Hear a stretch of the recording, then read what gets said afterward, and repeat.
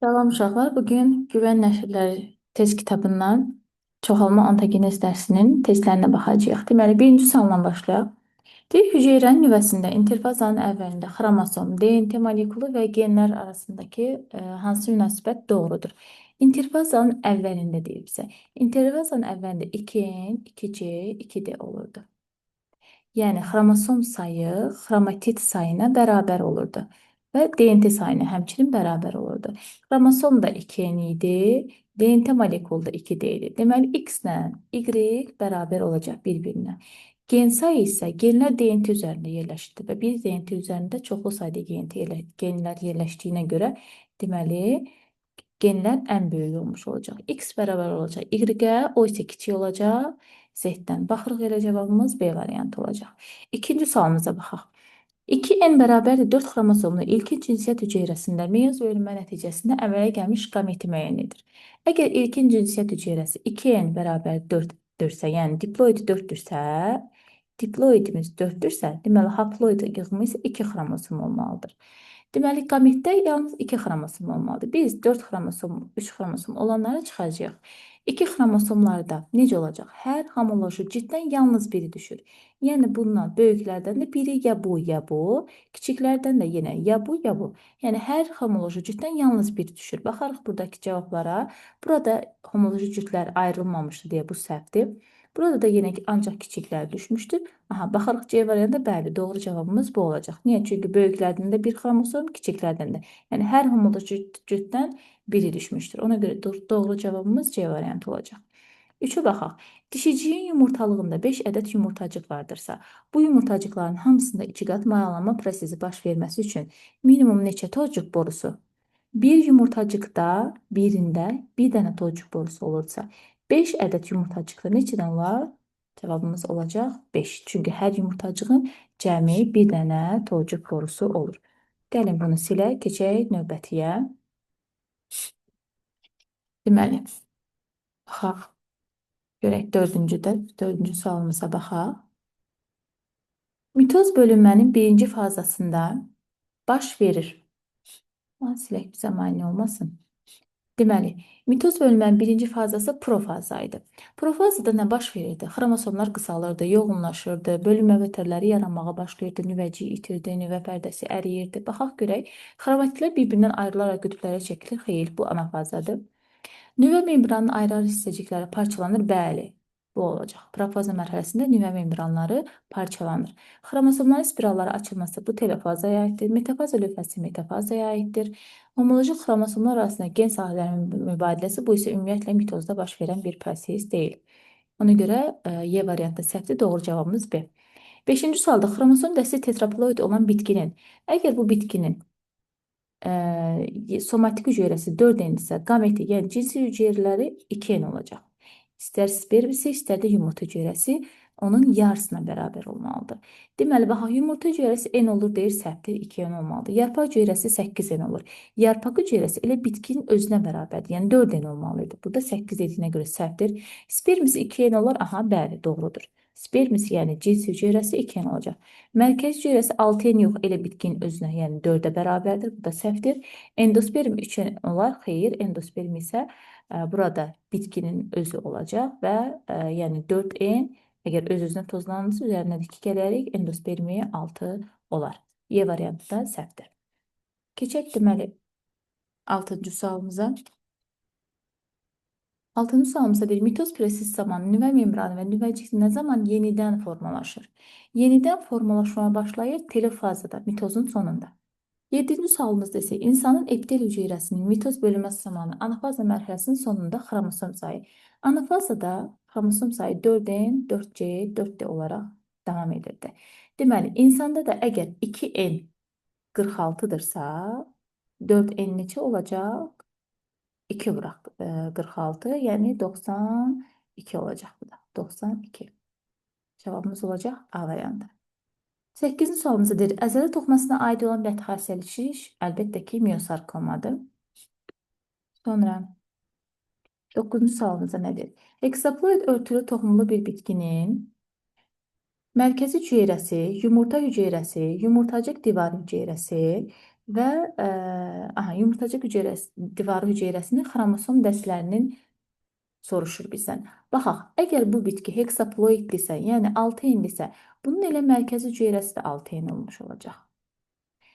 Deməli, yumurta hüceyrəsi mərkəzi hüceyrənin yarısı, yəni 3 en olacaq. Bitkinin özünün yarısı olacaq. Yumurtacıq divarı hüceyrəsi elə bitkinin özü olacaq. 6 en. Deməli, burada baxırıq belə cavabımıza 6 en, 3 en və 6 en cavabımız D variantı. 10-cu sualımızda ikiqat mayalanma hansı bitkilərdə baş verir? Əlbəttə ki, yalnız və yalnız çiçəkli bitkilərdə baş verir ikiqat mayalanma. Sonra baxaq 11-ci sualımızda əgər meyoz prosesinin gedişində xromatitlər hüceyrənin qütblərinə çəkilmişdir.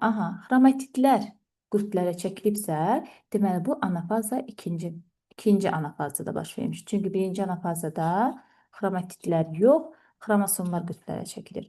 Amma xromatitlər çəkilirsə, bu anafaza 2-dir. Deməli, 12-ci sualımıza baxaq. Cədvələ əsasən X və Y-in cəmini hesablayın. Diploid bitkinin mərkəzi hüceyrəsinin xromosom sayı, yəni 2N-i verib ki, somatik hüceyrəsi 48 isə, bitkinin özü də 48 olacaq. Yəni 2N-i 48 isə elə X-imiz olacaq 48. Tetraploid bitkini isə burada 48 üstə gələk X-in yerinə 48 tapdığımız üçün qoyaq hesablayaq. Eləyəcək 48-in üzrə 8 gələndə 56. Deməli, Y-in isə 56 imiş. X, Y-in cəmini soruşursa, bunları cəmləyəcək, 104 eləyəcək.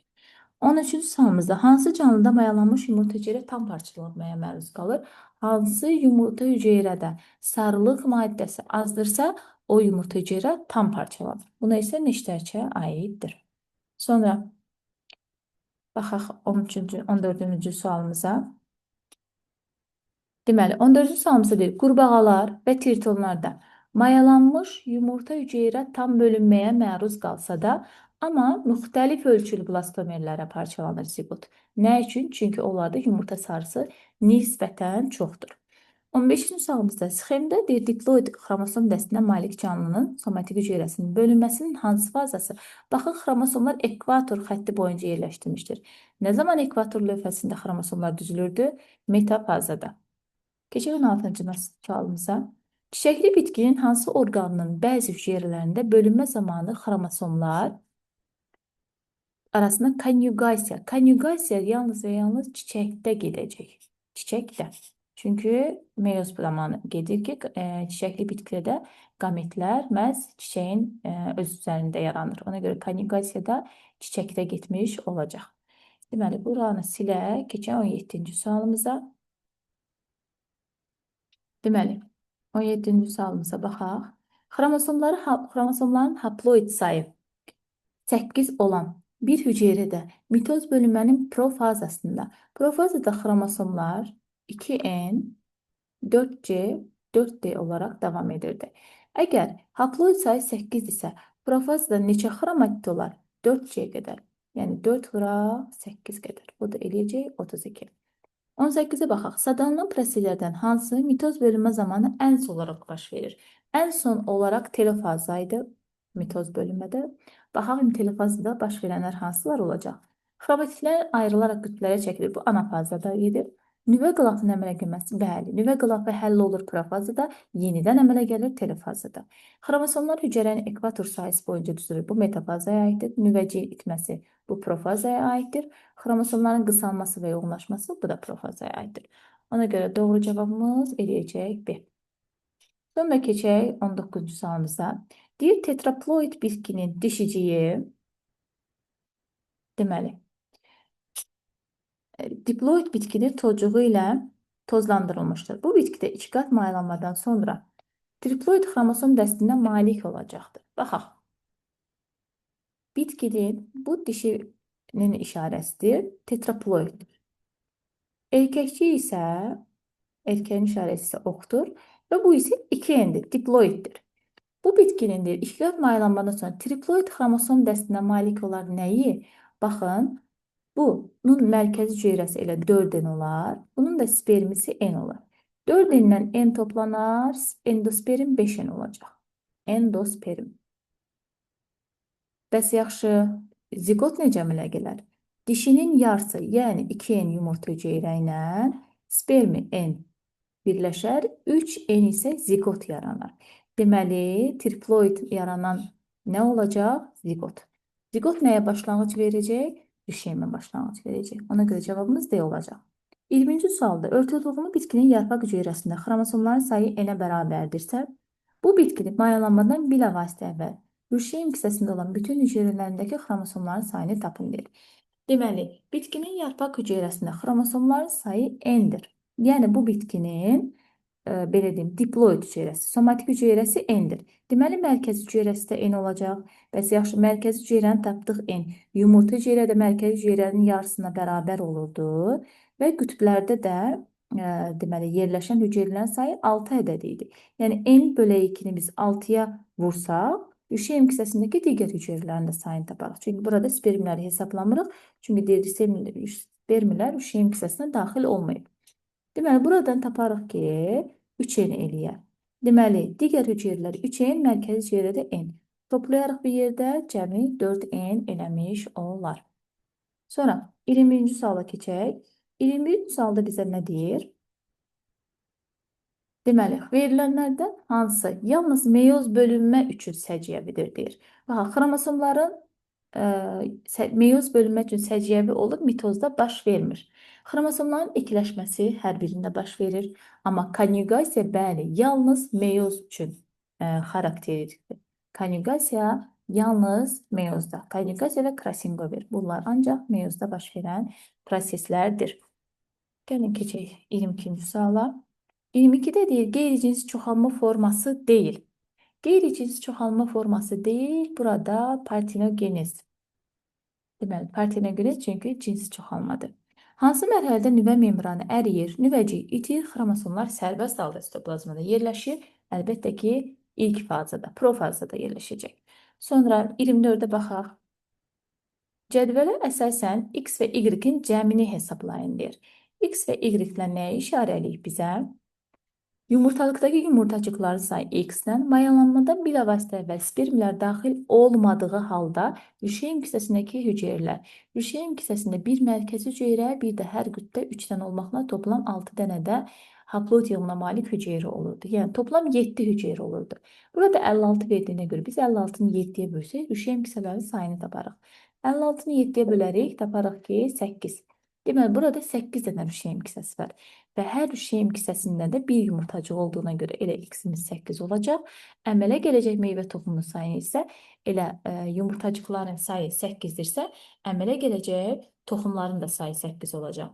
Ona görə də Y-imiz də olacaq 8 və bizə cəm olaraq deyirsə, deməli cəmimiz olacaq 16.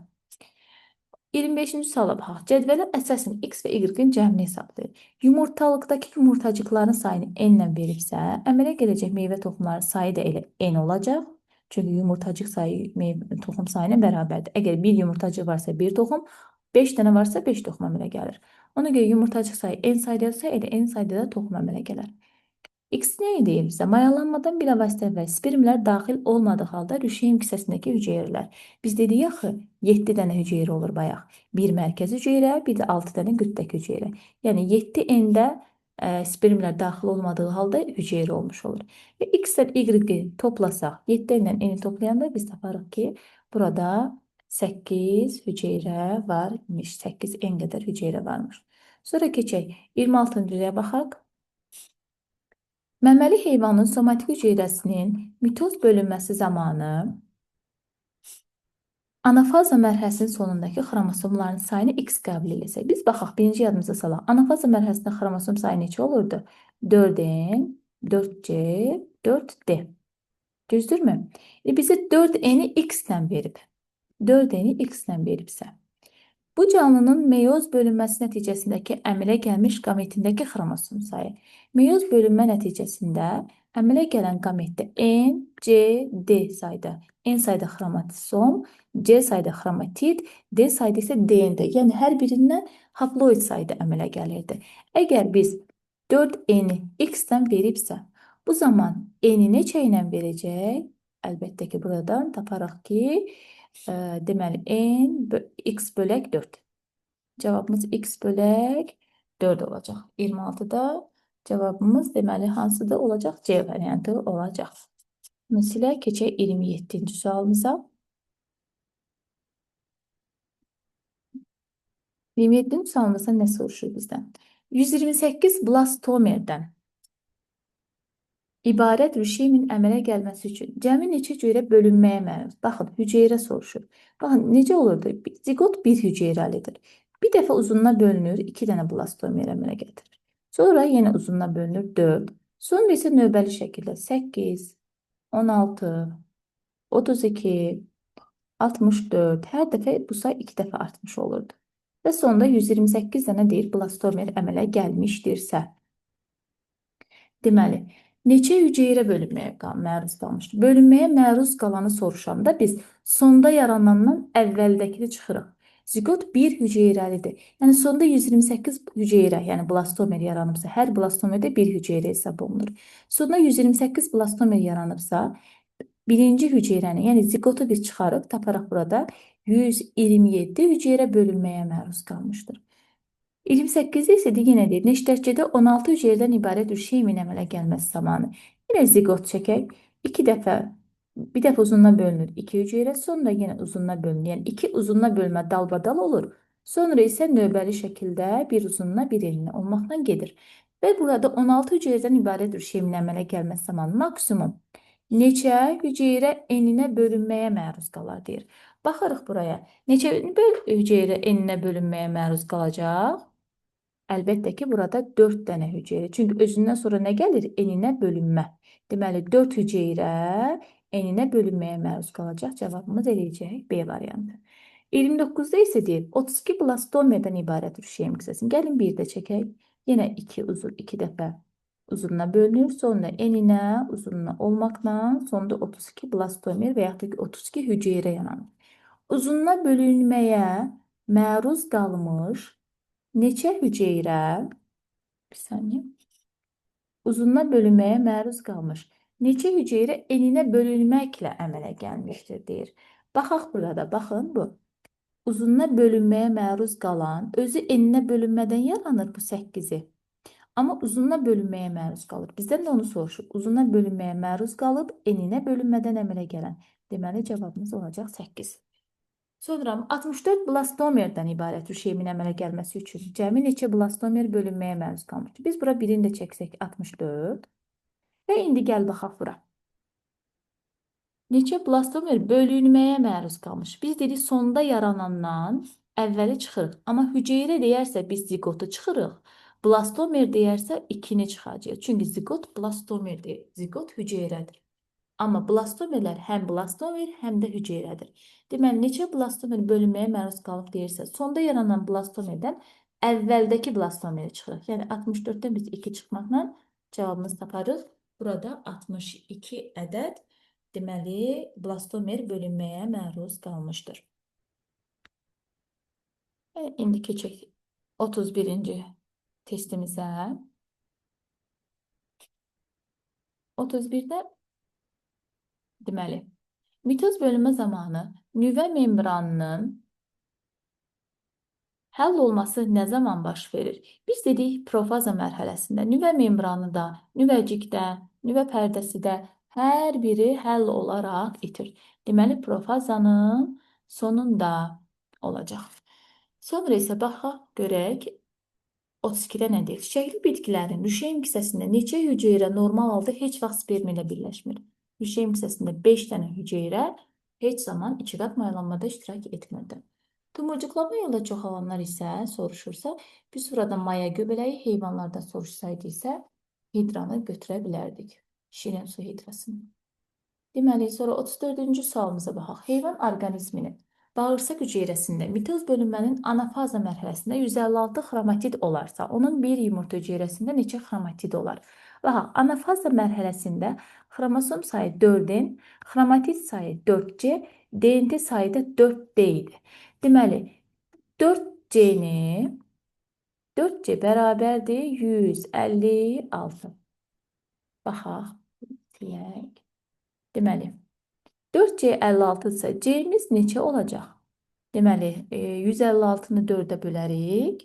Taparıq ki, 156-nı 4-ə bölsək, biz 39 tapmış oluruq. Deməli, C-miz 39 imiş. Bizdən bir yumurta hüceyrəsində neçə xromatid soruşursa, elə bir yumurta hüceyrəsində N qədər xromosom, C qədər xromatid, D qədər də DNT olduğuna görə cavabımız 39 olacaq. Sonra 35-ə baxaq. 35-də meyoz bölünmədə sxemi verilib və yanlış ifadəni soruşur. Baxaq görək nə? A variantı bir sxem verilib. Aha. Deyir ki, A-da sonda əmələ gəlmiş hər bir hüceyrədə xromatid sayı xromosom sayına bərabərdir. Bəli, bir xromatid, bir xromosom. Və bunların hər biri xromatid və hər biri də bir xromosom hesab olunur. Ona görə bu doğrudur. B-də bir bölünmənin anafazasında qütblərə bir xromatidli xromosomlar, birinci bölünmənin. Yəni bunu soruşur ki, birinci bölünmənin anafazasında qütblərə bir xromatidli xromosom çəkilmişdir. Xeyr, bu yanlış olacaq. Niyə? Çünki meyozlar birinci anafazada qütblərə xromatidləri yox, xromosomlar çəkilir. Amma burada xromatidlərin bir xromatidli xromosomların çəkildiyini dediyinə görə bu səhv olacaq. Elə cavabımız B variantı olacaq. Keçək növbətiyə. 36-ya baxaq. 36-da isə öz-özünə tozlanma nəticəsində əmələ gələn buğda dəninin endosperm hüceyrəsinin xromosomlarının sayı üşeym hüceyrəsində olan xromosomların sayından neçə dəfə çoxdur? Öz-özünə tozlanmada endosperm hüceyrəsindəki xromosom sayı 3n olarsa, Üşeym hüceyrəsində isə 2n olarsa, 3n 2n-dən nə qədər çoxdur? 1,5 dəfə, yəni 3-ü 2-yə bölərik. 37 isə deyir, mitoz bölünmənin profaza mərhələsində baş vermir.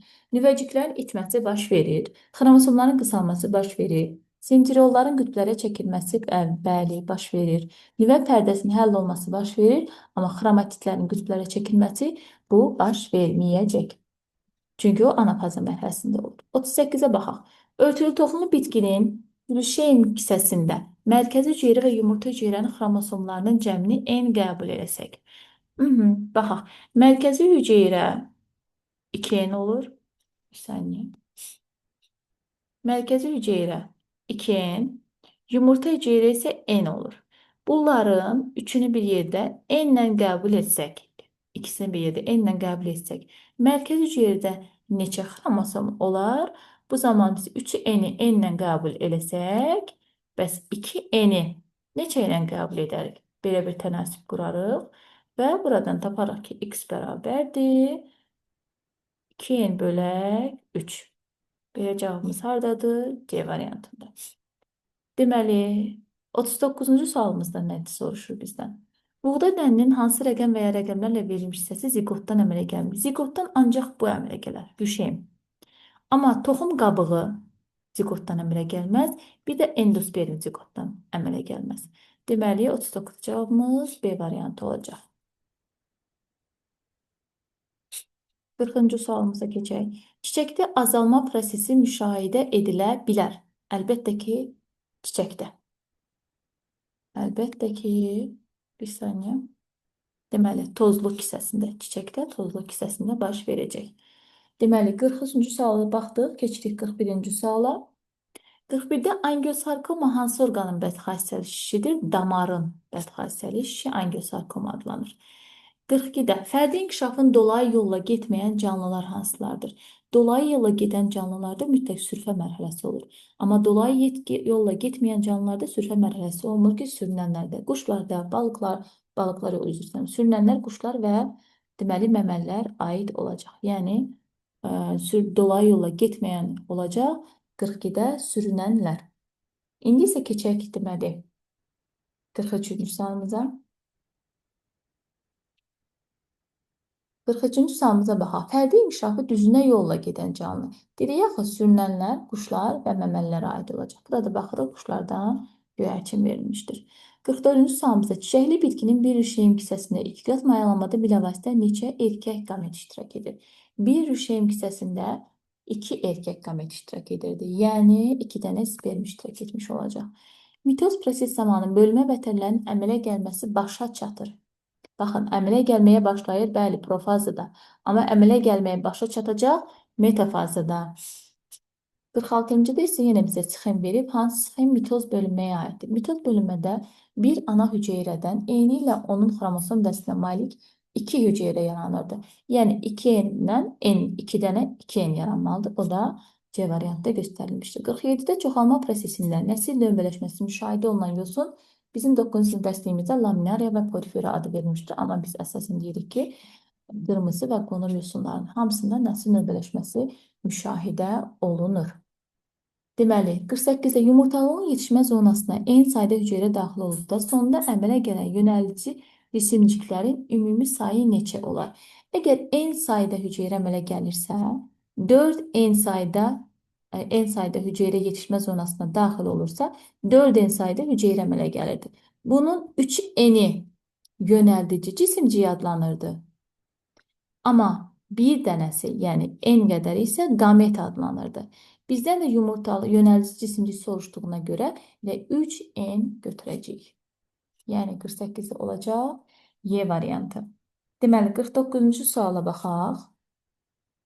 Bunları silək, bizə maniçilik yaratmasın. Deməli, 49-cu sualımıza baxaq. Yumurtalığın çoxalma zonasına daxil olmuş en sayda hüceyrə 3 dəfə mitoz keçirmişdir. Baxın, bir hüceyrə bir dəfə mitoz keçirir, 2 dənə yaranır. Bu da bir dəfə mitoz keçirir, 4 dənə yaranır. Və üçüncü dəfə mitoz keçirəndə hər bir hüceyrədən 2 dənə olmaqla, indi mən səliqəsiz çəkdim. Əsas biz anlayaq ki, bir hüceyrə 3 dəfə mitoz keçirdi, 8 dənə hüceyrə yaranmış oldu. Yəni 8N. Deməli, sonra isə 50-də deyir ki, mezodermada əmələ gəlmir. Mezodermadan əmələ gəlməyəcək. Burada qaraciyər, çünki qaraciyər endoderma mənşəlidir.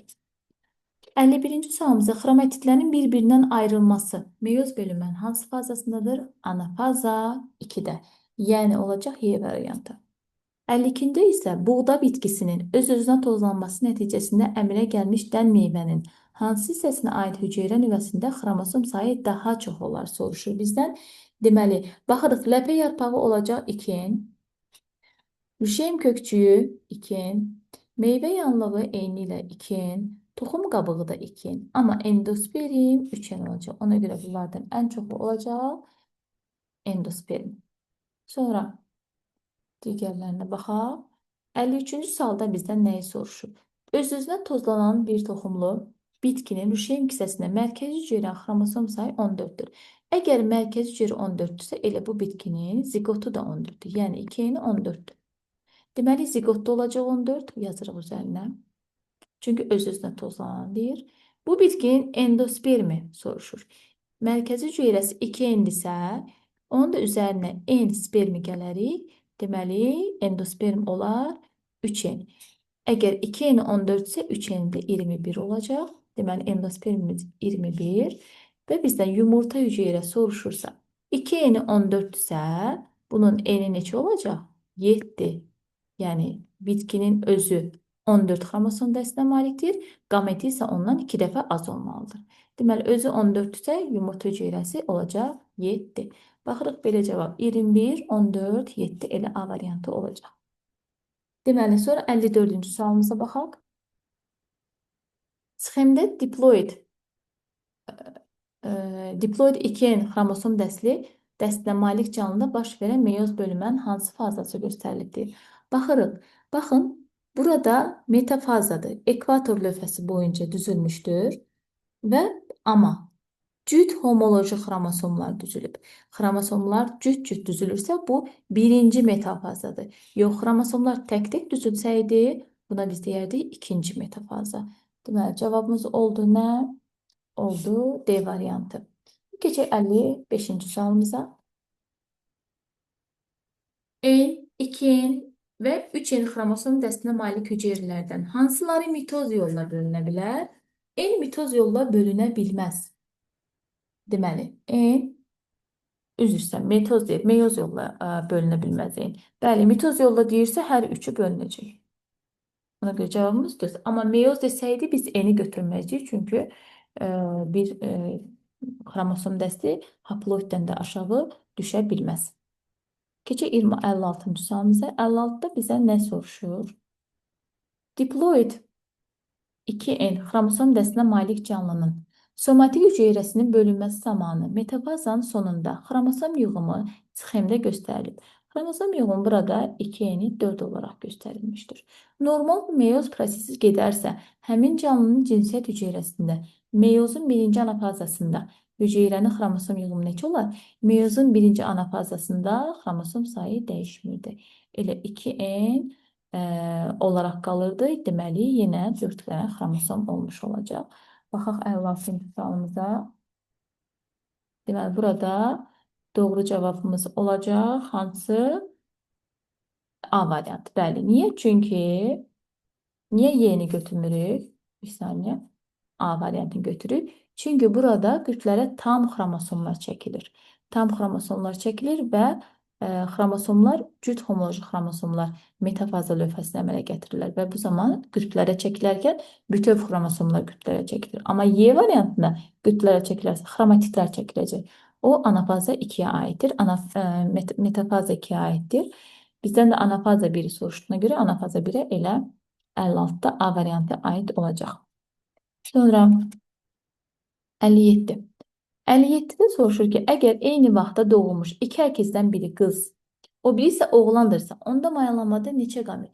Əgər bu əkizlərdən biri qız, biri oğlandırsa, deməli bunlar müxtəlif yumurta əkizidir. Müxtəlif yumurta əkizində biz nə demişdik? Müxtəlif yumurta əkizlərində, yazaq bura, müxtəlif yumurta əkizlərində uşaq sayı qədər yumurta hüceyrə və uşaq sayı qədər spermatozoid iştirak etmişdir.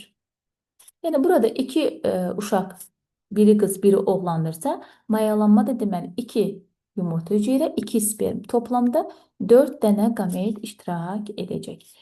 58-də isə deyir, toxumluğun yetişmə zonasına 16 hüceyrə əmələ gəlib. Bu hüceyrədən neçəsi qamet adlanır? Gəlin baxaq. 16 hüceyrə əmələ gəlib. Buradan yazıram, elə 16 hüceyrə. Sonunda 16 hüceyrə əmələ gəlmişdir. Və biz bilirik ki, bir dənə hüceyrə daxil olanda sonda 4 hüceyrə yanır. Bəs neçə hüceyrə daxil olanda sondan 6 hüceyrə yaranmışdır? Biz 16-nı 4-ə bölməklə taparıq 4. Deməli, bizim ilkin hüceyrələrimiz 4 ədədi idi. Heç bizə bunu bilmək lazım deyil. Elə sonda 16 hüceyrə yaranırsa toxumluqda, elə 16-sı da qamet adlanacaq. Deməli, cavabımız olacaq Y variantı. Çünki toxumluqda yetişmə zonasında sonunda nə qədər hüceyrə yaranırsa, hamısı spermatozoidə çevrilir, hamısı qametə çevrilir.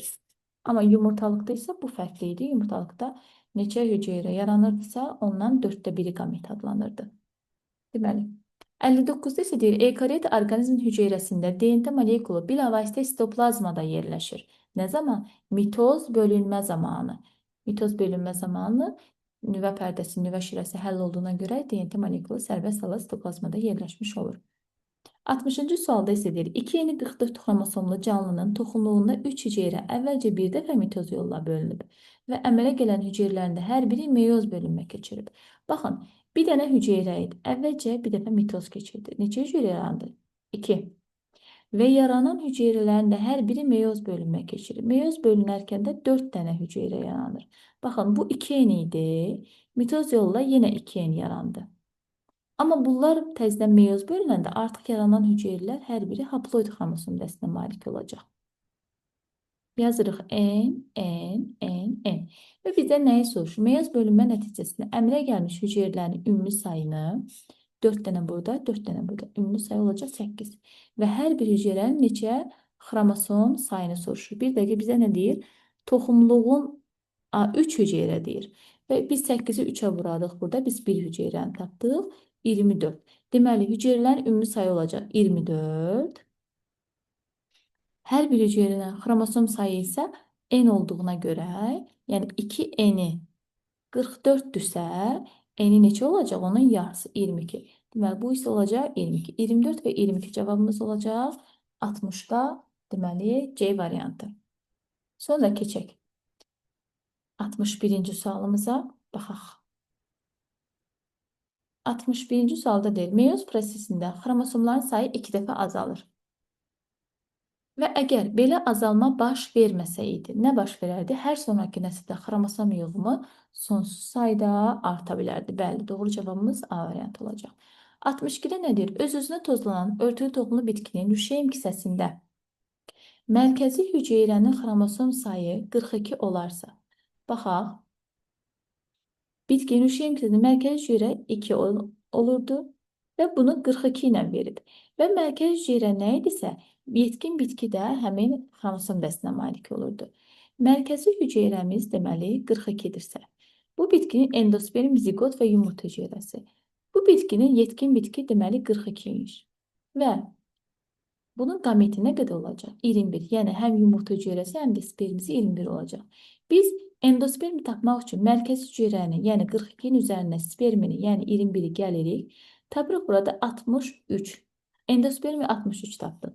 Bəs yaxşı, zigot necə tapacağıq?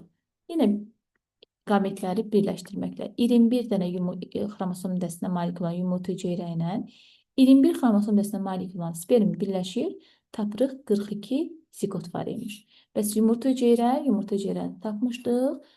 Bitkinin xromosom dəstinin yarısı, yəni qamet yarısı olurdu. Deməli, burada bunların hamısını biz cəmləsək 62-də. Cəm olaraq deməli 126. Cavabımız eləyəcək B variantı. 60-cı suala, 63-ə baxaq. Deməli, örtülü toxumlu bitkinin en sayda toxumu olan meyvənin əmələ gəlməsi üçün iki qat maylanmada bilavasitə neçəyə görə iştirak edirdi? Biz demişdik, hüceyrə deyirsə, n qədər toxum əmələ gələndə 4n qədər hüceyrə iştirak edir. Yox, qamet desəydi, bu olacaqdı, deməli 3n. Və hüceyrə dediyinə görə mərkəzi hüceyrə, 2 dənə sperm hüceyrəsi, bir dənə yumurta hüceyrə olmaqla 4 dənə hüceyrəni hesablayacağıq. 64-də deyir, öz-özünə tozlanma nəticəsində əmələ gələn buğda dəninin endosperm hüceyrəsindəki xromosom sayının rüşeym hüceyrəsindəki olan xromosom sayı. Endosperm 3n olurdu, rüşeym isə 2n olurdu. 3-ün 2-yə nisbəti. 64-də elə cavabımız hardadır? Y variantında. 65-də isə deyir, adadovşanın yumurtalığının yetişmə zonasına daxil olmuş 4 ilkin cinsiyyət hüceyrəsində yetişmə zonasının sonunda əmələ gəlmiş qametlərdə nüvə DNT-lərinin kütlələrinin cəmini hesablayın. Əgər 4 dənə ilkin hüceyrə varsa, bunların birindən 4 əmələ gəlsə, 4-dən 16 əmələ gələcək. 16-sından da biz dedik, başlanğıc hüceyrə sayı qədər qamet olurdu. Bizdən nəyə soruşur? Əmələ gəlmiş qametlərdə elə deməli 4 ilkin cinsiyyət hüceyrəsində 4 dənə qamet olur. Və hər birində N, C, D sayda xromosomlar olur. Və bizdə DNT-nin kütləsini verib, amma ilkinci hüceyrənin nüvə DNT-sini verir. Yəni 2N, 4C, 4D olurdu ilkin cinsiyyət hüceyrəsi. Bizə verdiyi DNT-nin kütləsi 4C-dir. Yəni 4C bərabərdir 4,2 vuraq 10 üstü mənfi 14. Bəs C neçə olacaq? Çünki qametdə C qədər xromatid var idi. Ona görə biz 4,2-ni 4-ə bölərik. Taparıq ki, C bərabərdir. Deməli, 1,5 vuraq 10 üstü mənfi 14. O da hansı cavaba uyğun gələcək burada? Deməli, baxaq. Qametlərin hamısında dediyinə görə bir ədədində 1,5-dirsə, bir ədədində biz tapdıq 1,5-dir. Və qametlərin hamısında soruşduğuna görə təzədən 1,5 ilə 4-ə vursaq, elə cavabımız olacaq, eyni ilə 4,2 vuraq 10 üstüdür. Amma bir qameti soruşsaydı 1,5 olardı. Deməli, keçək indi 66-cı sualımıza. Baxaq. 66-da toyuğun dəri hüceyrəsində mitoz bölünmənin anafaza mərhələsində neçə xromosom olar? Mitozun anafazasında 4N, 4C, 4D olurdu xromosom dəsti, xromatid və DNT dəsti. Bizə indi 2N 78 veribsə, 4N nə qədər olacaq? 78-i vurarıq 2-yə, o da eləyəcək. Deməli, 66-da 156. Cavabımız B variantı. 67-yə baxaq. Buğda bitkisinin müəyyən sayda dən meyvənin əmələ gəlməsi üçün mayalanmada iştirak edən hüceyrələrin ümumi sayı. Bir ədəddən meyvənin əmələ gəlməsində 4 dənə hüceyrə iştirak edir. Bəs yaxşı, neçə meyvənin əmələ gəlməsində 56 hüceyrə iştirak edər? 56-nı 4-ə bölərik, taparıq. Deməli, 14. Və bizdən nəyi soruşur? Bu dəm meyvələr neçə çiçəkdə əmələ gəlmişdir? Elə 67-də cavabımız olacaq 14. 14 çiçəkdə əmələ gəlmişdir. 68-ə baxaq. Blastula nədir? Blastula nədir? Mayalanmış yumurta hüceyrə xeyr. Mayalanmış yumurta hüceyrə zigot olur. B-yə baxaq. Daxilində boşluq olan kürəkə şəkilli rüşeym. Bəli.